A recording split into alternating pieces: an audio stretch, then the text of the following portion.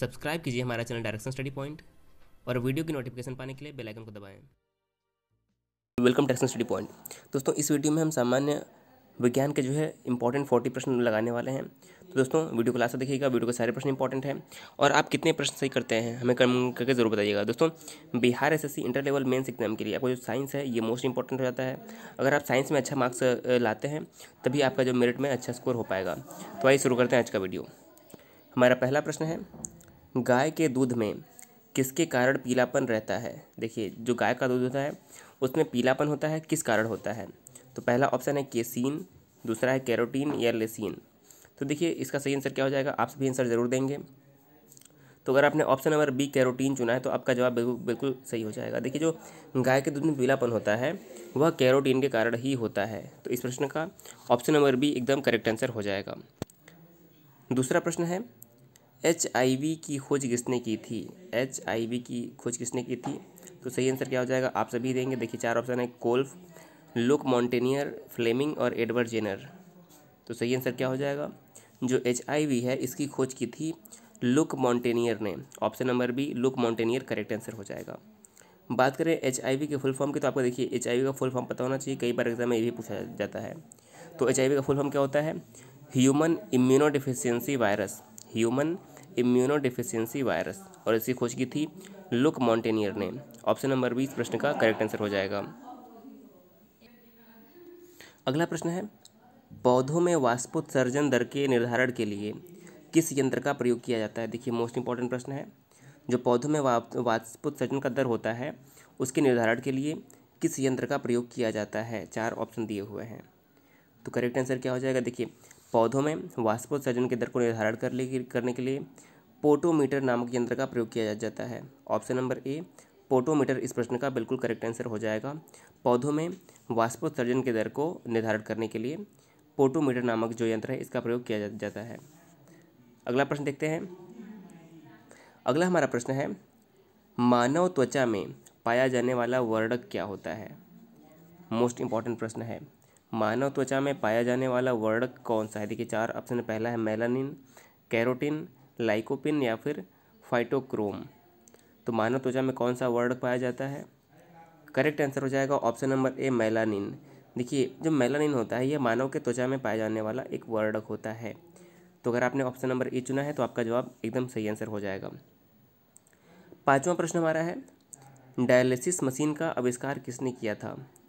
देखिए, dialysis machine जो कि चिकित्सा में प्रयोग होती है, मेडिकल क्षेत्र में प्रयोग होती है, इसका आविष्कार किसने किया था। तो जो डायलिसिस मशीन है इसका आविष्कार किया था कोल्फ ने। ऑप्शन नंबर बी कोल्फ ने जो है डायलिसिस मशीन का प्रयोग आविष्कार किया था। तो option number B correct answer हो जाएगा पांचवें प्रश्न का। छठा प्रश्न देखते हैं। देखिए, छठा प्रश्न हमारा क्या है, कोशिका विभाजन के समय स्पष्ट दिखाई देती है क्या। जब कोशिका विभाजन होता है तो उसमें क्या स्पष्ट रूप से दिखाई देती है। पहला ऑप्शन है जीन, दूसरा है गुणसूत्र, तीसरा है DNA, चौथा ऑप्शन है DNA एवं जीन, गुणसूत्र एवं जीन दोनों। तो सही आंसर क्या हो जाएगा, कोशिका विभाजन के समय स्पष्ट दिखाई देने वाला जो तत्व है वो हमारा ऑप्शन नंबर बी गुणसूत्र हो जाएगा। कोशिका विभाजन के समय जो गुणसूत्र होता है यह स्पष्ट रूप से दिखाई देता है। तो option number B correct answer हो जाएगा। अगला प्रश्न है, जराविक 7 क्या है। यानी कि जो जराविक 7 है ये क्या है। एक कृत्रिम हृदय है, कृत्रिम पैर है, पेसमेकर है या फिर हाइड्रोपोनिक्स है। तो करेक्ट आंसर क्या हो जाएगा, आप सभी को आंसर देना है। तो सही आंसर हो जाएगा ऑप्शन नंबर ए, जो जराविक 7 है यह एक कृत्रिम हृदय है। दोस्तों, अगर आपको वीडियो पसंद आ रहा है तो जरूर चैनल को सब्सक्राइब कर लीजिएगा और वीडियो को शेयर जरूर कर दीजिएगा। दोस्तों, आइए आगे बढ़ते हैं। हमारा अगला प्रश्न है, वन्य जीव कोष की स्थापना कब की गई थी। तो वन्य जीव कोष की स्थापना कब की गई। देखिए, मोस्ट इंपॉर्टेंट प्रश्न है, विश्व वन्य जीवन कोष की स्थापना कब की गई। 1973, 1973, 1991, 1980 या फिर 1985। तो जो विश्व वन्य जीव कोष जीवन कोष है इसकी स्थापना सन 1973 में किया गया था। तो ऑप्शन नंबर ए 1973 इस प्रश्न का बिल्कुल सही आंसर हो जाएगा। अगर आपने ई चुना था तो करेक्ट आंसर हो जाएगा आपका। नवा प्रश्न हमारा है, डबल रोटी के निर्माण में किस कवक का प्रयोग होता है। डबल रोटी के निर्माण में किस कवक का प्रयोग होता है, करेक्ट आंसर क्या हो जाएगा, ऑप्शन नंबर डी सैकेरोमाइसीज। जो डबल रोटी होता है इसके निर्माण में सैकेरोमाइसीस नामक कवक है, इसका प्रयोग किया जाता है। तो ऑप्शन नंबर डी अगर आपने चुना है तो आपका जवाब बिल्कुल सही हो जाएगा। अगला प्रश्न है, HIV सर्वाधिक नष्ट करता है क्या? जो HIV होता है यह सर्वाधिक क्या नष्ट करता है? लाल रक्तकणों को, बी कोशिकाओं को, टी कोशिकाओं को या फिर थ्रोम्बोसाइटों को? तो करेक्ट आंसर क्या हो जाएगा? देखिए जो HIV होता है यह सर्वाधिक रूप से टी कोशिकाओं को नष्ट करता है। ऑप्शन नंबर सी करेक्ट हो जाएगा। और आपको यहाँ पर HIV का फुल फॉर्म याद रखना है, human immuno deficiency virus. Human immuno deficiency virus इसका जो फुल फॉर्म होता है, तो ये भी याद रखना है। अगला प्रश्न है, दोहरा निषेचन होता है किसमें? ब्रायोफाइटा में, आवृतबीजी पौधों में, टेरिडोफाइटा में या फिर जिम्नोस्पर्म में? तो देखिए बताना है दोहरा निषेचन किसमें होता है, तो कैसे कौन सा आंसर सही हो जाएगा? जो दोहरा निषेचन होता है यह आवृतबीजी पौधों में होता है। देखिए जो आवृतबीजी पौधे हैं इनमें दोहरा निषेचन होता है, तो ऑप्शन नंबर बी 11वें प्रश्न का करेक्ट आंसर हो जाएगा। अगला प्रश्न है 12वां प्रश्न, जीव द्रव्य की खोज किसने की थी?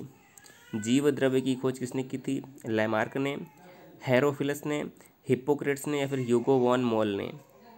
तो जीव द्रव्य की खोज किसने की थी? करेक्ट आंसर हो जाएगा ऑप्शन नंबर डी, ह्यूगो वॉन मोल ने जो है जीव द्रव्य की खोज की थी, ह्यूगो वॉन मोल ने। Option number D correct answer हो जाएगा 12वें प्रश्न का। 13वां प्रश्न देखते हैं, विश्व मलेरिया दिवस कब मनाया जाता है? देखिए एक इसका आंसर सही हो जाएगा हमारा, आज का दिन जो है विश्व मलेरिया दिवस मनाया जाता है, यानी कि आज है 25 अप्रैल और प्रत्येक वर्ष 25 अप्रैल को जो है विश्व मलेरिया दिवस के रूप में मनाया जाता है। कब मनाया जाता है? आज ही के दिन, यानी कि 25 अप्रैल को विश्व मलेरिया दिवस के रूप में मनाया जाता है।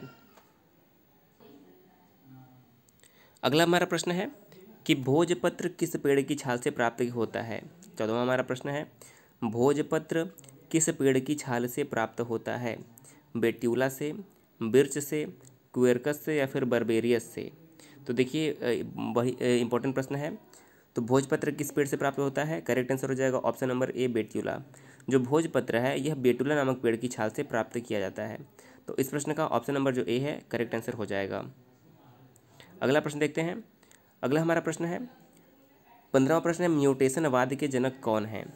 म्यूटेशनवाद के जनक कौन है? लैमार्क, हक्सले, लिनियस या फिर ह्यूगो डिब्रीज? तो करेक्ट आंसर हो जाएगा हमारा ऑप्शन नंबर डी, जो म्यूटेशनवाद है इसके जो जनक माने जाते हैं वो ह्यूगो डिब्रीज हैं। ऑप्शन नंबर जो डी है, अगर आपने डी लगाया है तो आपका जवाब बिल्कुल सही हो जाएगा। देखिए आप सारे जवाबों का, सारे प्रश्नों का सवाल का जो जवाब है देते हुए चलेंगे, जिससे आपका स्कोर कितना है 40 में से आप हमें लास्ट में ज़रूर बताएंगे। 16वां प्रश्न है, पादप शरीर क्रिया विज्ञान का पिता किसे कहा जाता है? जो पादप शरीर क्रिया विज्ञान है इसका पिता किसे माना जाता है? Gregor John Mendel, Stephen Hales को, वॉन बेयर को या फिर कोपरनिकस को? तो करेक्ट आंसर क्या हो जाएगा? जो हमारा पादप शरीर क्रिया विज्ञान है इसके पिता माने जाते हैं स्टीफन हेल्स को। Option number B, Stephen Hales जो है पादप शरीर क्रिया विज्ञान के पिता यानी कि जनक माने जाते हैं। Option number B correct answer हो जाएगा। 17वां प्रश्न हमारा है, अस्थि में कौन सा प्रोटीन पाया जाता है? अस्थि यानी कि हड्डियों में कौन सा प्रोटीन पाया जाता है? केसिन, एल्ब्यूमिन, ओसिन या फिर कॉन्ड्रिन? जो अस्थियां यानी कि हड्डियां होती हैं इसमें ओसिन नामक प्रोटीन पाया जाता है। ऑप्शन नंबर सी करेक्ट हो जाएगा, अस्थियों में ओसिन नामक का जो है प्रोटीन पाया जाता है। अगला प्रश्न देखते हैं, कवक विज्ञान के जनक कौन हैं? कवक विज्ञान के जनक कौन हैं? माइकेली, केसी मेहता, स्टीफन हेल्स या फिर ईजे बटलर? तो कवक विज्ञान के जनक कौन माने जाते हैं? ऑप्शन नंबर ए करेक्ट हो जाएगा, माइकेली। देखिए माइकेली को जो है कवक विज्ञान के जनक के रूप में माना जाता है, इसलिए कवक विज्ञान को माइकोलॉजी भी कहा जाता है। आपने याद किया होगा, कवक विज्ञान को माइकोलॉजी के नाम से जाना जाता है क्योंकि यह माइकेली ही कवक विज्ञान के जनक माने जाते हैं। अगला प्रश्न है 19वां प्रश्न, चने द्वारा पानी के अवशोषित होने की प्रक्रिया क्या है? चने द्वारा पानी के अवशोषित होने की प्रक्रिया क्या है? विसरण, अंतःपरासरण, अंतःशोषण या फिर बहिपरासरण? तो सही आंसर क्या हो जाएगा 19वें प्रश्न का? जो चने द्वारा पानी के अवशोषित होने की प्रक्रिया है उसे अंतःपरासरण कहते हैं। ऑप्शन नंबर बी, चने द्वारा पानी के अवशोषित होने की प्रक्रिया अंतःपरासरण कहलाती है। अगला हमारा प्रश्न है, शुगर बेबी किसकी प्रजाति है? शुगर बेबी जो है वह किसकी प्रजाति है? पहला ऑप्शन है गाजर, तरबूज, चुकंदर या फिर खरबूज? तो जो बेबी शुगर है यह एक तरबूज की प्रजाति है। ऑप्शन नंबर बी, तरबूज की प्रजाति करेक्ट आंसर हो जाएगा, ऑप्शन नंबर बी। अगला हमारा प्रश्न है, अम्ल वर्षा का मुख्य अवयव क्या है? अम्ल वर्षा यानी कि जो एसिड रेन होती है इसका मुख्य अवयव क्या है? कार्बोनिक अम्ल, सल्फर डाइऑक्साइड, एसिटिक अम्ल या फिर हाइड्रोक्लोरिक अम्ल?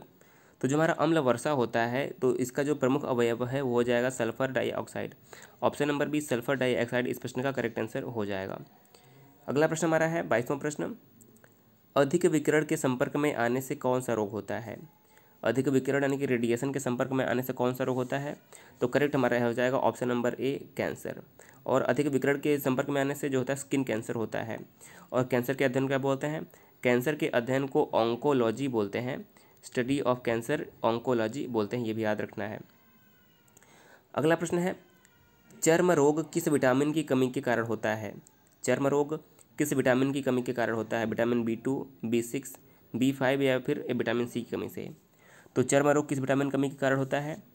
चर्म रोग विटामिन B6 की कमी के कारण होता है। ऑप्शन नंबर हमारा जो बी है इस प्रश्न का करेक्ट आंसर हो जाएगा, चर्म रोग विटामिन B6 की कमी के कारण होता है। अगला हमारा प्रश्न है 24वां प्रश्न, कौन सी बीमारी प्रदूषण के कारण होती है या बढ़ जाती है? निम्न में से कौन सी ऐसी बीमारी है जो प्रदूषण के कारण होती है या फिर प्रदूषण के कारण बढ़ जाती है?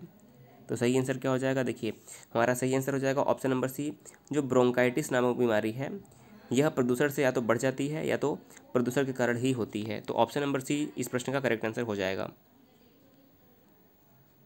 अगला प्रश्न है, कौन सा रोग जीवाणु के कारण होता है? यानी कि निम्नलिखित में से ऐसा कौन सा रोग है जो जीवाणु के कारण होता है? पहला है खसरा, मलेरिया, पोलियो या फिर टीबी। इनमें से कौन सा रोग जीवाणु के कारण होता है? तो करेक्ट आंसर क्या हो जाएगा हमारा इस प्रश्न का? टीबी। ऑप्शन नंबर बी जो हमारा टीबी है यानी कि ट्यूबरकुलोसिस जो होता है यह जीवाणु के कारण होता है। तो option number D correct answer हो जाएगा हमारा। अगला प्रश्न देखते हैं। अगला हमारा प्रश्न है, समसूत्री विभाजन होता है किसमें? समसूत्री विभाजन निम्नलिखित में से किसमें होता है? स्थायी कोशिकाओं में, जड़ की शीर्ष कोशिकाओं में, परागकण की मातृ कोशिकाओं में या फिर उपर्युक्त सभी में? तो देखिए करेक्ट आंसर क्या हो जाएगा? जो समसूत्री विभाजन है वह जड़ की शीर्ष कोशिकाओं में होता है। तो ऑप्शन नंबर बी अगर आपने चुना है जड़ की शीर्ष कोशिकाओं में तो आपका आंसर जो है बिल्कुल करेक्ट हो जाएगा। अगला प्रश्न है, सरीसृप वर्ग का अध्ययन क्या कहलाता है? देखिए सरीसृप वर्ग में सर्प वगैरह आते हैं तो इनका अध्ययन क्या कहलाता है? देखिए ऑर्निथोलॉजी होता है पक्षियों का अध्ययन। आपको यहाँ से याद रखना है कि जो हर्पेटोलॉजी होता है, हर्पेटोलॉजी मतलब सरीसृप का अध्ययन यानी कि सांप का अध्ययन या सरीसृप का अध्ययन जो होता है उसे हर्पेटोलॉजी कहते हैं। तो इस प्रश्न का हमारा ऑप्शन नंबर जो बी है हर्पेटोलॉजी सरीसृप वर्ग का अध्ययन करेक्ट आंसर हो जाएगा। अगला प्रश्न है, लीवर में भविष्य के लिए कौन सा विटामिन भंडारित होता रहता है? लीवर यानी कि यकृत में कौन सा विटामिन है जो भविष्य के लिए भंडारित होता रहता है? Vitamin C, vitamin A, vitamin E या फिर थायमीन?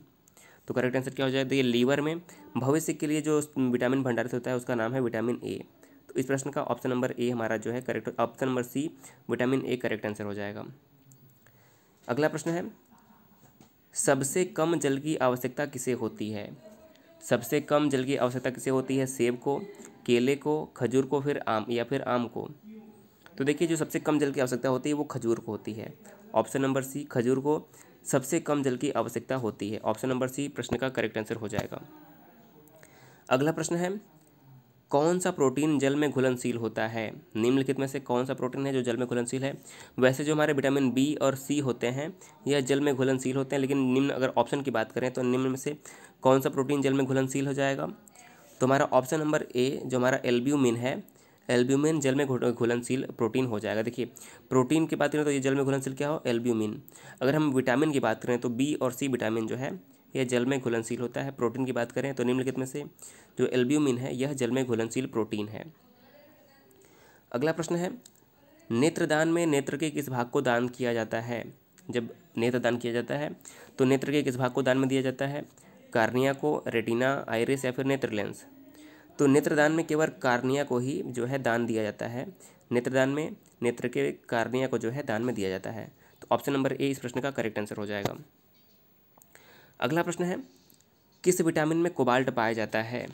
यह प्रश्न कई बार एग्जाम में पूछा गया है कि किस विटामिन में कोबाल्ट पाया जाता है। तो देखिए जो हमारा विटामिन B12 है, ऑप्शन नंबर डी करेक्ट हो जाएगा। विटामिन B12 में जो है कोबाल्ट सबसे अधिक मात्रा में पाया जाता है, ऑप्शन नंबर डी करेक्ट हो जाएगा। अगला प्रश्न हमारा है, हृदय की गति किस यंत्र द्वारा मापी जाती है, यानी कि हृदय गति की जांच किस यंत्र द्वारा होती है। तो ये प्रश्न भी मोस्ट इंपॉर्टेंट है। सही आंसर क्या हो जाएगा हमारा, सही आंसर हो जाएगा ऑप्शन नंबर ए कार्डियोग्राम। जो हृदय गति है वह कार्डियोग्राम द्वारा मापी जाती है, तो इस प्रश्न का ऑप्शन नंबर ए करेक्ट हो जाएगा। अगला प्रश्न देखते हैं। अगला प्रश्न हमारा है, कपास प्राप्त होता है किससे, फल से, बीज से, कलिका से या फिर जड़ से। तो जो कपास होता है किससे प्राप्त होता है, कपास बीज से प्राप्त होता है, ऑप्शन नंबर बी। कपास जो है बीज से प्राप्त होता है, तो करेक्ट आंसर हो जाएगा ऑप्शन नंबर बी। अगला हमारा प्रश्न है, शरीर की सूक्ष्मतम इकाई क्या है, यानी कि शरीर की सबसे छोटी इकाई क्या होती है, केंद्रक, कोशिका, जीव द्रव्य कला या फिर माइटोकॉन्ड्रिया। तो देखिए, जो मानव शरीर की जो सूक्ष्मतम इकाई होती है, किसी भी शरीर की जो सूक्ष्मतम इकाई होती है उसे कोशिका कहते हैं। किसे, उसे कोशिका कहते हैं, यानी कि सेल कहते हैं। अगर हम इसके अलावा अगर माइटोकॉन्ड्रिया की बात करें तो माइटोकॉन्ड्रिया को कोशिका का पावर हाउस भी कहते हैं, ये याद रखना है। और शरीर की सूक्ष्मतम इकाई कोशिका होती है। इस प्रश्न का ऑप्शन नंबर बी करेक्ट हो जाएगा। अगला प्रश्न है, अंडे के किस भाग में प्रोटीन की मात्रा अधिक होती है। अंडे के किस भाग में प्रोटीन की मात्रा अधिक होती है, तो करेक्ट आंसर हो जाएगा ऑप्शन नंबर ए योक। जो अंडे का योक होता है उसमें प्रोटीन की मात्रा सर्वाधिक होती है। अगला प्रश्न है, मनुष्य को सर्वाधिक ऊर्जा किससे प्राप्त होती है, प्रोटीन से, वसा से, विटामिन से या फिर कार्बोहाइड्रेट से। तो मनुष्य को सर्वाधिक ऊर्जा कैसे प्राप्त होती है, मनुष्य को सर्वाधिक ऊर्जा वसा से प्राप्त होती है। तो इस प्रश्न का ऑप्शन नंबर जो हमारा बी है बिल्कुल करेक्ट हो जाएगा। और आज का हमारा अंतिम प्रश्न है, मानव में यानी कि शरीर में वसा का संग्रहण मुख्यतः कहाँ पर होता है। शरीर में वसा का संग्रहण कहाँ पर होता है, प्लीहा में, हड्डियों में, चर्बी में या फिर मांसपेशियों में। तो देखिए, जो वसा का संग्रहण होता है शरीर में वह चर्बी में होता है। तो ऑप्शन नंबर बी इस प्रश्न, ऑप्शन नंबर सी इस प्रश्न का बिल्कुल करेक्ट आंसर हो जाएगा। दोस्तों, वीडियो आपको कैसा लगा हमें कमेंट करके ज़रूर बताइएगा। तो आपको वीडियो कैसा लगा हमें कमेंट करके ज़रूर बताइएगा। और आपको इस वीडियो का जो अगर पीडीएफ चाहिए तो आप हमारे टेलीग्राम लिंक से जुड़ जाइए, वहाँ से आपको जो पीडीएफ है मिल जाएगी। दोस्तों, इसके अलावा अगर आपने अब तक हमारे चैनल को सब्सक्राइब नहीं किया है तो जरूर सब्सक्राइब कर लीजिए, क्योंकि हमारे चैनल पर लगातार आपको जो है इंपॉर्टेंट वीडियो मिलते रहते हैं। दोस्तों, वीडियो देखने के लिए बहुत बहुत धन्यवाद।